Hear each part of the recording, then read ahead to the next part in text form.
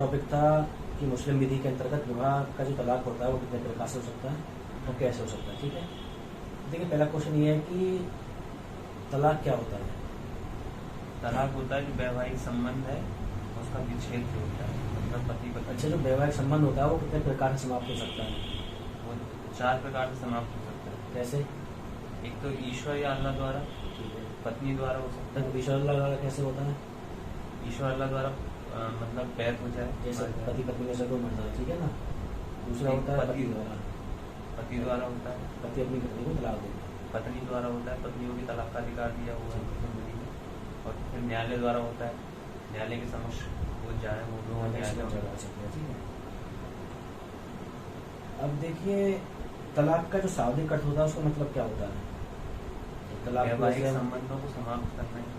देखिए तलाक जो शब्द है वो अरबी भाषा का शब्द है, ठीक है, जिसका मतलब होता है कि विवाह को त्याग देना या नामंजूर कर देना या विवाह से निर्मुक्ति पाना, तो तलाक हो जाता है। ठीक है, अब मुस्लिम विधि में देखिए कई प्रकार के तलाक बताए गए हैं, ठीक है, लेकिन तलाक को जानने से पहले हम कुछ चीज़ जानेंगे कि तलाक देने के लिए आवश्यक शर्तें जो होती है, मतलब क्या क्या शर्तें होनी चाहिए। कोई व्यक्ति को तलाक देना चाहता है किसी को, तो उसके लिए कुछ चीज़ें बताई गई हैं कि आपको इसके लिए ये शर्तें आपको पूरी करनी पड़ेंगी, है ना।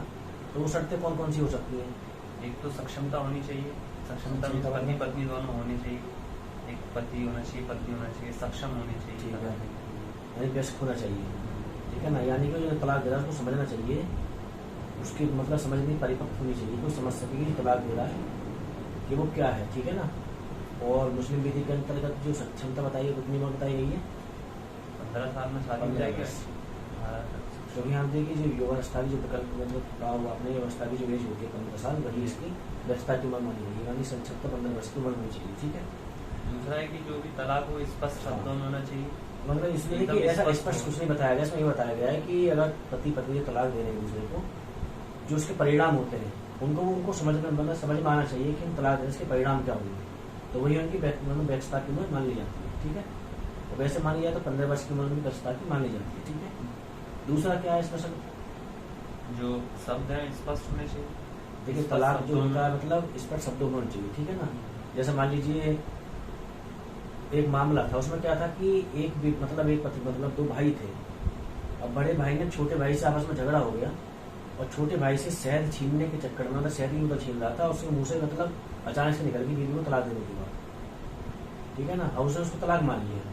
वो मामले को मतलब उसकी पत्नी फिर कहा न्यायालय में लेके गई, तो न्यायालय ने यह बोला कि जो तलाक होना चाहिए वो स्पष्ट शब्दों द्वारा होना चाहिए। अगर मुझे अचानक निकल गया या कैसे भी निकल गया तो वो तलाक नहीं माना जाएगा। तो इसकी दूसरी आवश्यकता यही है कि इसको मतलब स्पष्ट शब्दों द्वारा होना चाहिए, मतलब स्पष्ट भाषा में आपको बोलना चाहिए तलाक के बारे में, ठीक है। अब इसकी तीसरी शर्त क्या है, सहमति, जो स्वतंत्र सहमति उन लोगों की होनी चाहिए। जो तलाक पति देता है मतलब स्वतंत्र सहमति से होना चाहिए। सहमति वही होगी जो आपने संविदा अधिनियम की धारा 14 में पड़ी होगी, ठीक है ना। मतलब उसका पटवाटन द्वारा मतलब प्रकरण द्वारा नहीं होना चाहिए। तलाक जैसे मतलब पति या पत्नी एक दूसरे को तलाक दे रहे हैं, ये तलाक कब से प्रभावी हो जाता है। जैसे ही पति ने बोला तलाक तलाक तलाक, तुरंत से प्रभावी हो जाता है। यानी कि देखिए जैसे ही तलाक उच्चारित किया जाता है, उच्चारित करने की तिथि से ये तलाक प्रभावी हो जाता है, ना कि सूचना मिलने से।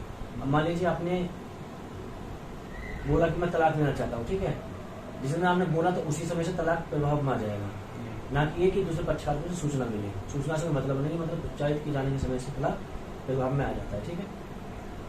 और इसकी 5वीं शर्त क्या बताई गई है, कुछ औपचारिकताएं दी हुई है। जैसे सुन्नी विधि में क्या होता है, सुन्नी विधि में लिखित भी हो सकता है, मौखिक भी हो सकता है। वहीं अगर सिया विधि में देखा तो वहाँ तलाक जो होगा वो लिखित ही होगा। लेकिन देखिए जैसे हम विवाह पढ़ रहे थे, विवाह में हमने क्या पढ़ा था कि विवाह में सिया विधि में गवाह की आवश्यकता नहीं होती, लेकिन सुन्नी विधि में होती है। यहाँ उल्टा है, जब तलाक होगा तो सुन्नी विधि में आवश्यक नहीं होगा, लेकिन सिया विधि में आवश्यकता। और सिया विधि में क्या बताया गया कि मौखिक होना अनिवार्य है। तलाक मतलब मुंह से दिया चाहिए बोल के मैं तुम्हें तलाक देता हूँ, मतलब मौखिक होना, लिखित होना, मौखिक होना, उच्चारित किया जाना जरूरी है। लेकिन सुन्नी विधि में लिखित दे दीजिए, मौखिक दे दीजिए, लेटर भेज दीजिए, फोन पे दे दीजिए, लेकिन यहाँ क्या है, यहाँ पे मौखिक होना बहुत जरूरी है, ठीक है ना। अब देखिए तलाक तो हमने बताया था, मतलब विवाह विच्छेद जो तलाक हो सकता है वो 4 प्रकार से होता है ना। या तो ईश्वर द्वारा, अल्लाह द्वारा, यानी पति पत्नी की मृत्यु हो जाए, पति द्वारा यानी पति अपनी पत्नी को दे दे, पत्नी द्वारा, या न्यायालय द्वारा, ठीक है। अब जो तलाक जो मुख्य रूप से होता है वो कितने प्रकार के बताएंगे, मतलब तलाक जो तलाक देने का ढंग है वो कितने बता मुस्लिम विधि में जो बताएंगे कितने प्रकार के बताएंगे। देखिए वो होता है ना दो प्रकार के, तलाकुल सुन्नत, तकालुल बिद्दत। जो तलाकुल बिद्दत था इसको क्या हुआ कि अभी हाल ही में आपने निर्णय देखा होगा साहिबानों वाला, उसने उसको क्या किया, असंवैधानिक घोषित कर दिया, 5 जज्जों की संवैधानिक की, ठीक है। उसके बारे में बाद में चर्चा करेंगे। पहले तलाक कितने प्रकार के, 2 प्रकार, तलाकुल सुन्नत, तलाकुल बिद्दत, ठीक है। अब जो तलाकुल सुन्नत होता है वो 2 प्रकार का होता है। पहला कौन सा होता है, तलाक एहसन और तलाक हसन, ठीक है। अब जो तलाक हसन होता है उसमें क्या होता है, देखिए तलाक एहसन में क्या होता है कि तलाक एहसन में एक मतलब पत्नी का शुद्ध काल चालू होता है जिसको हम तुहर काल कहते हैं, ठीक है। ये हर महीने में आता है, मासिक। हाँ। अब उसके शुद्ध काल में पति क्या करेगा, पत्नी को उसको उच्चारित करेगा कि मैं तुम्हें तलाक देता हूँ या मैं तुम्हें तलाक देना चाहता हूँ, ठीक है। और उसको तलाक देने के बाद क्या करेगा, उसके 3 माह तक या 3 चंद्रमा तक उसके कोई शारीरिक संबंध नहीं बनाएगा, उसके साथ संभव नहीं करेगा अगले 3 माह तक। जिस दिन उसके तुहर काल में वो उसको उच्चारित करके देता है कि मैंने आपको तलाक देता हूँ या मैंने तुम्हें तलाक दिया, ठीक है ना, तो उसके फिर अगले 3 महीने तक क्या करेगा, उसके साथ कोई संबंध नहीं बनाएगा, ठीक है। जब ये 3 महीने का समय बीत जाएगा तो वहां पे क्या होता है, बीच में तलाक हो जाता है। तो ये तलाक क्या होता है, तलाक हसन। लेकिन तलाक हसन देखिए अच्छा ही माना जाता है। क्यों माना जाता है कि इन 3 महीनों में अगर पति ने तलाक देने के बाद उसके साथ शारीरिक संबंध बनाया है तो फिर वो तलाक नहीं होता है, यानी वो संबंध दोबारा हो जाता है। जैसे हिंदू विधि में न्याय पृथक करते सिद्धांत बताया गया है, ठीक है ना, उसी प्रकार से मतलब वो एक जगह हो जा सकते हैं, ठीक है। अब इसमें देखिए दूसरा प्रकार जो तलाक उल सुन्नत का जो दूसरा कंडीशन बताई गई है वो बताई गई है तलाक हसन। अब तलाक हसन में क्या बताया गया है, एक बार उच्चारण करेगा तलाक का। नहीं देखिए ये भी अच्छा तरीका बताया गया तलाक का, ठीक है। अभी हमने पहला कौन सा तलाक ए हसन था, ये तलाक हसन है। इसमें क्या है, देखिए इसमें भी जो तलाक शब्द है ना इसमें 3 बार बोलना पड़ता है। कैसे, देखिए जैसे उसमें पहली बार उसने तलाक शब्द बोला, ठीक है, फिर अगले 3 माह तक क्या किया उसने, उसके साथ संभोग नहीं किया। अब यह क्या करेगा, इसको 3 घोषणाएं 3 बार करनी पड़ेंगी। जब पत्नी का प्रथम शुद्ध काल यानी तुहर काल उसका मासिक धर्म चालू होगा तो पहले शुद्ध काल में उससे बोलेगा कि मैंने आपको तलाक दिया या मैं आपको तलाक देता हूँ, ठीक है। जब उसका दूसरे महीना में जब तुहर काल चालू होगा उसको दोबारा उच्चारित करके बोलेगा मैंने आपको तलाक दिया। फिर जब तीसरा काल चालू होगा वो तीसरी बार फिर बोलेगा कि मैंने आपको तलाक दिया, ठीक है। अगर वो तीनों घोषणाओं के मतलब बीच में उसके साथ शारीरिक संबंध नहीं बनाता है तो उनके बीच में क्या होता है, तलाक हो जाता है, ठीक है। इसको तलाक का सबसे अच्छा तरीका माना जाता है क्योंकि इसमें 3 घोषणाएं 3 तुहर काल में करनी पड़ती है। तो एक घोषणा भी कम रह जाती है, तलाक नहीं होता है, ठीक है। और देखिए इसके मामले में केस बिता मुजद्दिन बनाम की जाए उसमें साफ साफ बोला गया था कि देखिए जब आपको तलाक मतलब तलाक हसन में लेना है तो आपको 3 शुद्ध काल में 3 घोषणाएं तलाक की करनी पड़ेगी, ठीक है। अब मान लिए ये तो हो गया तलाक सुन्नत, इसमें 2 प्रकार तलाक लिया जाता है, तलाक हसन और तलाक हसन, ठीक है। अब है तलाकुल बिद्दत। तलाकुल बिद्दत क्या होता है, इसको देखिए बैन तलाक के नाम से भी जानते हैं, है ना, और इसको एक प्रतिशरीय तलाक के नाम से भी जानते हैं। मतलब ये ऐसा तलाक है जिसको ना तो कभी मोहम्मद साहब ने इसको मतलब कभी क्या किया, अनुमति दी, है ना इसको कभी कुरान में अनुमति मिली। भाई कुरान क्या थी, मोहम्मद साहब के मतलब अल्लाह से संदेश थे वो लिखे गए थे उसमें, और इसको कुरान ने कभी इसको मतलब कभी प्रोत्साहित नहीं किया, ना इसको उन्होंने कभी अनुमति दी। और देखिए जो तलाक होता है कहाँ होता है, ये सिर्फ सुन्नी विधि में मान्य है, ये शिया विधि में मान्य नहीं है। और सुन्नी विधि में भी ये देखिए जो इसकी जो स्कूल्स बताए गए थे संप्रदाय, सुन्नी विधि में 4 संप्रदाय बताए गए थे, ठीक है। यानी कि जो मलिकी संप्रदाय होता है उसको छोड़कर जो 3 संप्रदाय बचते हैं, हनीफी हुआ, सफी हुआ, हनफी और ये कौन सा वो हनबली, तो ये तीनों मान्य है, ठीक है। लेकिन इस विधि बिल्कुल तरह से मान्य नहीं है। सुन्नी विधि मान्य, सुन्नी विधि की 3 शाखाओं मान्य, एक शाखा में मान्य नहीं है, यानी मलिकी शाखा में मान्य नहीं होता है, ठीक है। अब तलाकुल देखिए इसको ये प्रारंभ जाना जाए, हम पूछे आपसे कि इसकी स्टार्टिंग कहाँ से हुई। ट्रिपल तलाक जिसको हम इसको देखो ट्रिपल तलाक ही बोलते हैं, और 13 तलाक जिसको बोलते हैं 13 तलाक, मैंने आपको तलाक दिया, या मैं आपको ट्रिपल तलाक देता हूँ, या मैं आपको 13 तलाक देता हूँ। मैंने उसमें क्या होता है, तीनों घोषणाएं एक साथ करनी पड़ती है एक ही तुहर काल में। इसकी शुरुआत कहाँ से मानी जाए? जब इसको पैगम्बर मोहम्मद साहब ने भी इसको कभी अनुवाद नहीं किया, ना ही कुरान में कहीं लिखा हुआ है, तो इसकी शुरुआत कहाँ से हुई?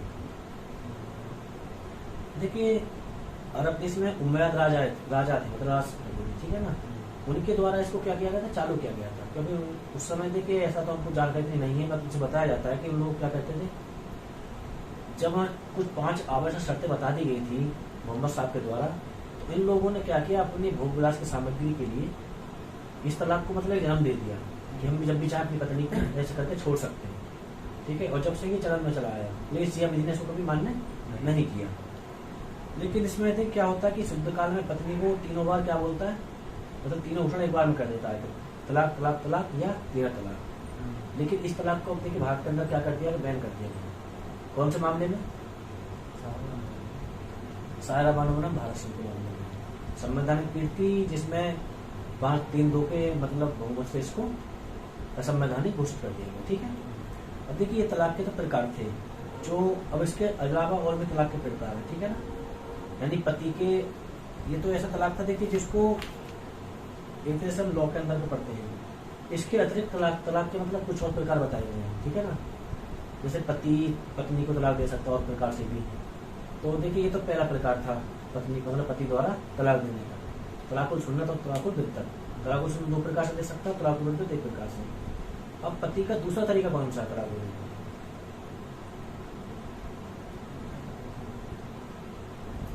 देखिए इला, एक इला होता है, ठीक है ना। इला जो शब्द है ये दूसरा तरीका है पति द्वारा पत्नी को तलाक देने का, ठीक है। अब इसमें तलाक कैसे होता है? इसमें तलाक कैसे होता है? पहली बात तो जो पति होता है, ठीक है, मतलब कसम खा लेता है, मतलब एक तरह से प्रतिज्ञा कर लेता है कि मैं अपनी पत्नी के 4 साल तक मतलब 4 अगले माह तक संभोग नहीं करूंगा, ना ही इसके पास जाऊंगा। और फिर 4 माह तक उसके पास नहीं जाता है तो वहाँ तलाक हो जाता है, ठीक है। जैसे उन्होंने बोल दिया कि मेरी पत्नी है, मैं इसके साथ 4 महीने तक इसको संबंध नहीं रखूंगा और ना इससे कोई संबंध बनाऊंगा, और अगले 4 माह तक उससे कोई संबंध नहीं बनाता है, तो वहाँ पे क्या होता है, तलाक हो जाता है, ठीक है। लेकिन ये देखिए तलाक जो है ये कहाँ पे मान्य है? ये सुन्नी और शिया दोनों विधि मान्य है, ठीक है। बस एक सफी को छोड़, जो सफी संप्रदाय है उसमें ही मान्य नहीं है, बाकी ये सुन्नी और शिया दोनों विधि में मान्य है, ठीक है। लेकिन देखिए इसमें पति को पत्नी को अधिकार दे दिया गया है, क्या? अगर 4 माह में वो चाहे तो मतलब अपने विवाह की पुनर्स्थापना के लिए अर्जी दाखिल कर सकती है उस 4 माह के अंदर। कहाँ पे? न्यायालय में। और न्यायालय से गुहार लगा सकती है कि मेरे पति को मुझसे संबंध मतलब विच्छेद ना करने दिया जाए, और न्यायालय उसके पति को समझाएगा, और उस पति उस 4 माह में उसके साथ संबंध बना लेता है तो महाविवाह क्या हो गया, समाप्त हो जाएगा। अगर वो नहीं बनाता है संबंध, अपनी बात पे मतलब आ रहता है, तो वहाँ पे क्या होता है, विवाह हो जाता है, ठीक है। एक तरह से देखा जाए तो इसका पूरा दारोमदार जो होता है पति के ऊपर ही होता है जाके होता है, ठीक है। पति का जो विवाह करने मतलब विवाह को विच्छेद या तलाक देने का जो तीसरा तरीका बताया गया वो कौन सा है? वो है जिहार। जिहार में क्या होता है कि जिहार में देखिए ऐसा होता है कि जो पति होता है अपनी पत्नी की तुलना किसी ऐसे व्यक्ति से कर देता है जिससे वो शादी नहीं कर सकता, जैसे निकट संबंध, ठीक है ना, या अपनी माँ से, बहन से या बुआ, मतलब किसी से तुलना कर दी, ठीक है। और तुलना करने के बाद क्या करता है कि उस अपनी पत्नी के साथ अगले 4 माह तक संबंध नहीं बनाता है, ठीक है। और 4 माह तक संबंध नहीं बनाता, 4 माह बीत जाते हैं तो उनके बीच में क्या हो जाता है, तलाक हो जाता है, ठीक है। लेकिन देखिए अगर वो 4 माह में संबंध बना लेता है तो वो तलाक क्या होगा, तलाक नहीं होगा, वहाँ वो संबंध बन जाएगा, ठीक है। लेकिन इसमें भी देखिए वही है कि अगर यहाँ पत्नी चाहे तो विवाह की पुनर्स्थापना के लिए अर्जी दाखिल कर सकती है न्यायालय में, ठीक है, कि मेरे विवाह को मतलब बचाया जाए, इसको तलाक नहीं होने दिया जाए, ठीक है। अगर पत्नी 4 माह मतलब उसका पति 4 माह में उसके साथ संबंध बना लेता है तो तलाक वहाँ पे नहीं होगा, और नहीं बनाता तो फिर वहाँ पे तलाक हो जाएगा, ठीक है। अब देखिए ये तो हो गया पति के द्वारा तलाक, ठीक है। पति मतलब 3 तरह से तलाक दे सकता है, तलाकुल सुन्नत, तलाकुल बिद्दत, इला द्वारा और जिहार द्वारा, ठीक है। अब पत्नी भी देखिए, पत्नी को भी कुछ अधिकार दिए गया मुस्लिम विधि के अंतर्गत, तो पत्नी भी अपने पति को तलाक दे सकती है, ठीक है। तो पत्नी का जो पहला तरीका है वो कौन सा है? प्रत्यायोजित तलाक। इसमें क्या होता है, इसमें ये होता है कि पति अपना तलाक देने का जो अधिकार होता है वो ट्रांसफर कर देता है अपनी पत्नी को, ठीक है ना, कि तुम जब जाओ मुझको तलाक दे सकती हो, ठीक है। यानी मान लो उसने बोल दिया कि मैं अगर ऐसा कुछ करूंगा तो मुझको तलाक लगाना, ठीक है। लेकिन देखिए इसमें ट्रांसफर करने के बावजूद भी पति का तलाक का अधिकार बना रहता है। एक तरह से देखा जाए तो इसे पति का अधिकार है, पत्नी को मतलब सीमित अधिकार दिया गया, ठीक है ना। मतलब इसमें पत्नी को पूरा अधिकार नहीं है। पति चाहे तो उसको तलाक को मतलब वापस मतलब उस ट्रांसफर को वापस भी ले सकता है।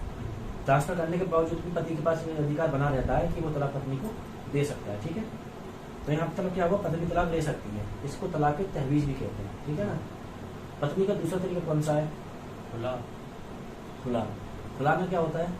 खुला में मतलब पति या पत्नी में से एक ऑफर करता है, दूसरा उसे एक्सेप्ट करता है। उसमें क्या होता है कि देखिए जब पति पत्नी के बीच में संबंध अच्छे नहीं होते, ठीक है ना।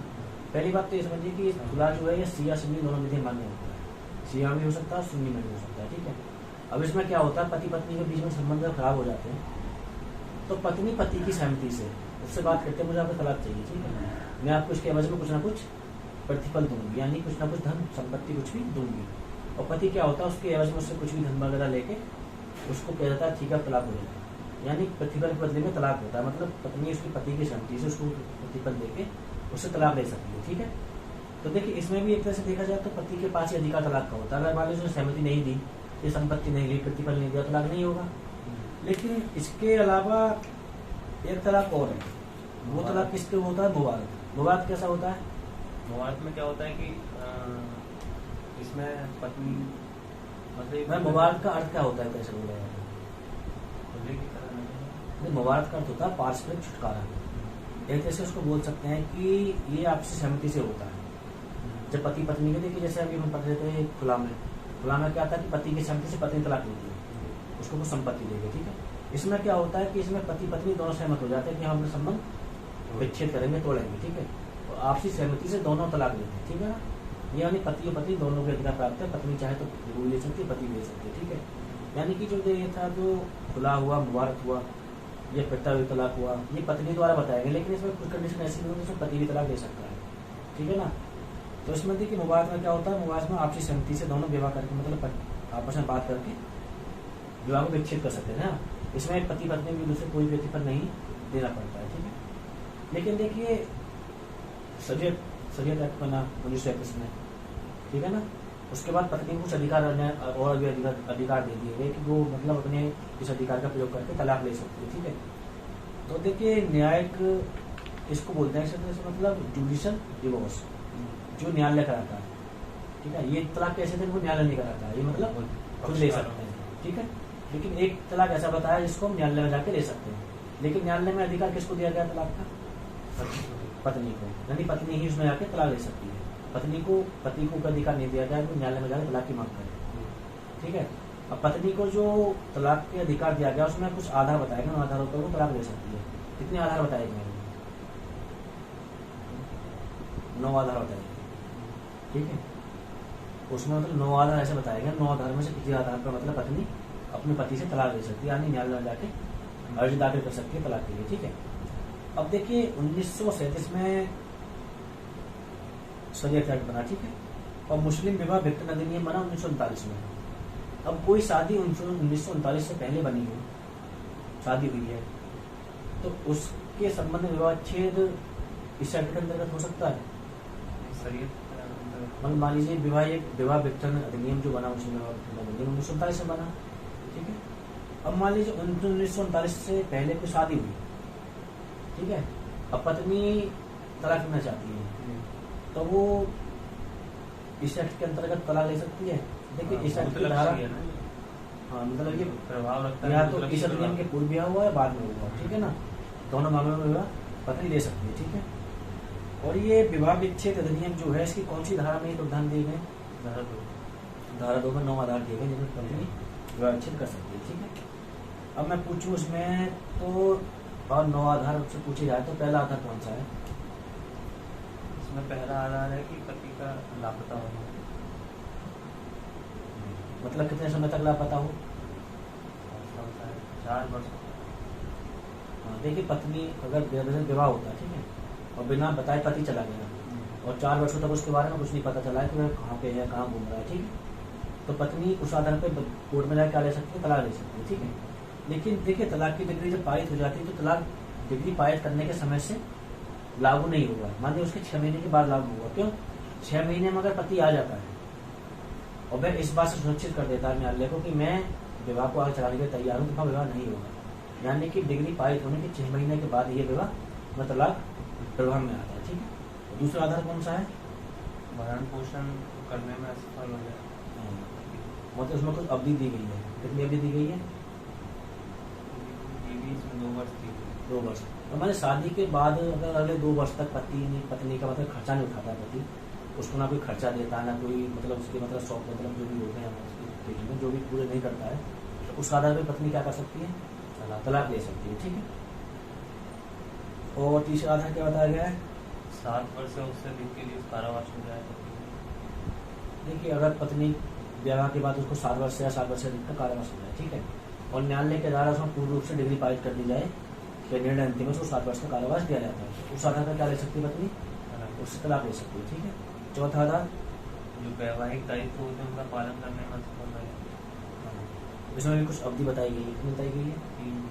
3 वर्ष। यानी कि शादी होने के बाद जो वैवाहिक दायित्व होते हैं, जैसे मान लीजिए पति पत्नी का ख्याल रखना, जैसे मतलब विवाह के जो भी नियम कायदा कानून होते हैं, अगले 3 साल तक क्या करता है उनको सही तरह से नहीं निभा पाता है। ठीक है ना। यानी कि उसमें पति धर्म होता है, उसको 3 साल तक अच्छी तरह से नहीं निभा पाता है, तो पत्नी इस आधार पर तलाक ले सकती है न्यायालय में जाके। ठीक है। चौथा आधार कौन सा बताया गया इसमें? पति का नपुंसक हो जाता है। ठीक है। देखिए इसमें क्या होता है कि जब पति विवाह के समय नपुंसक है, विवाह के बाद नपुंसक हुआ है, ठीक है, और पत्नी उस आधार पर कोर्ट में जाकर अर्जी देती है कि मेरा पति नपुंसक है, मतलब इससे मुझे संतान की उत्पत्ति नहीं हो रही है और वैवाहिक सुख की प्राप्ति मुझको नहीं हो रही है। ठीक है। तो न्यायालय क्या करेगा? पत्नी के पक्ष में डिग्री पारित कर देगा। किस चीज की? तलाक की।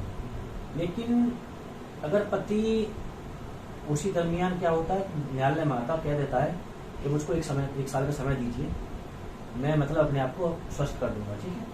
तो उस आधार पर तलाक नहीं हो सकता। लेकिन 1 साल तक वो अपने आप को नहीं या तो उस मतलब अपने आप को मतलब नहीं साबित कर पाता है कि मैं सही हूँ, तो वहाँ पर स्थिति में क्या होगा? तलाक हो जाएगा। यानी 1 साल का समय इसमें पति को दे दिया जाता है। ठीक है। तो इसमें चौथा आधार क्या है? पागल या रतिज रोग होने पर। रतिज रोग होता है यौन रोग होने पर। ठीक है। तो इसमें देखिए कोई पति लगभग ब्याह के साथ मतलब ब्याह होने के लगभग 2 साल तक पागल रहा है, या उसे यौन रोग हो गया है। ठीक है। इसमें देखिए एक शब्द और शामिल था कुष्ठ रोग। देखिए कुष्ठ रोग को क्या हुआ? हटा दिया गया है कि कुष्ठ रोग के आधार पर तलाक नहीं ले सकते। ठीक है। यानी 2019 में संशोधन हुआ था, इसको मतलब यहाँ से समाप्त कर दिया गया है, हिंदू लॉ से भी और हिस्ट्री भी। अब सिर्फ पागल या पति पागल है 2 साल तक लगातार रहा है, या यौन संबंध मतलब कोई यौन बीमारी हो गई है, तो इनके आधार पर भी वो क्या ले सकता है? पत्नी तलाक दे सकती है। ठीक है। अब इसका 7वां आधार कौन सा बताया गया है?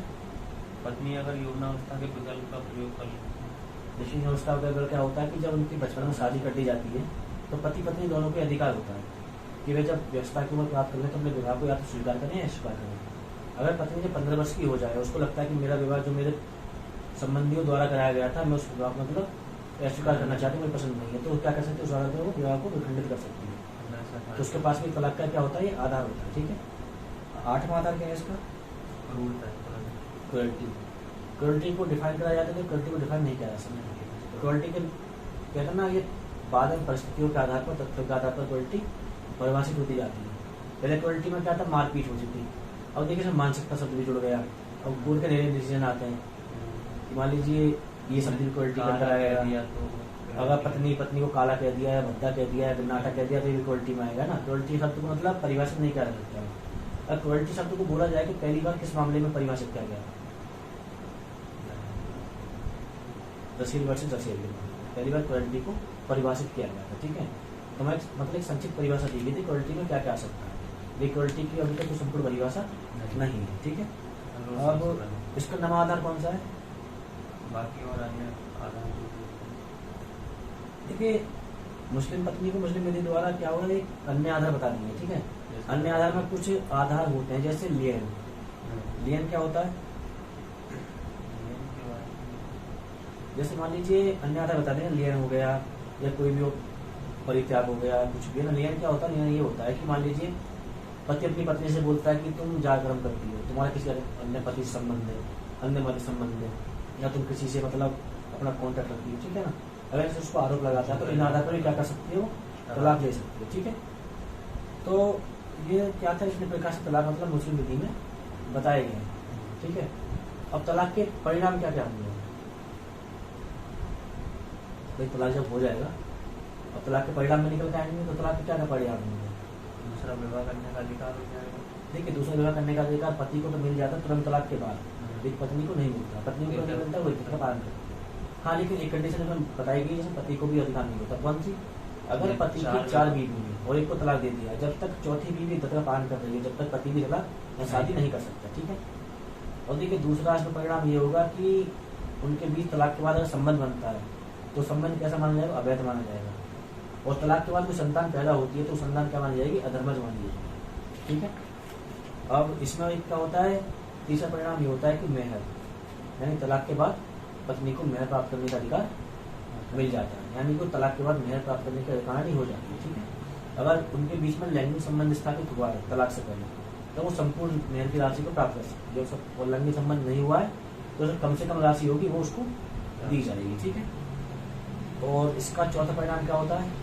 इद्दत का पालन करना, यानी विवाह के बाद इद्दत का पालन करना अनिवार्य होता है पत्नी के लिए। ठीक है, पांचवा, पारस्परिक उत्तराधिकार की समाप्ति, यानी पति पत्नी जो होते हैं एक दूसरे के उत्तराधिकार को खो देते हैं, उनको मतलब एक दूसरे कोई अधिकार नहीं रह जाता। ठीक है, और एक इसमें परिणाम ये होता है कि भरण पोषण का अधिकार पत्नी को प्राप्त हो जाता है, यानी इद्दत का जब पालन करेगी वो भरण पोषण की मांग कर सकती है। ठीक है, अब बात करते हैं कि तलाकशुदा पति जो होता है अपनी पत्नी से अगर दूसरा विवाह करना चाहे तो उसे कर सकता है दोबारा?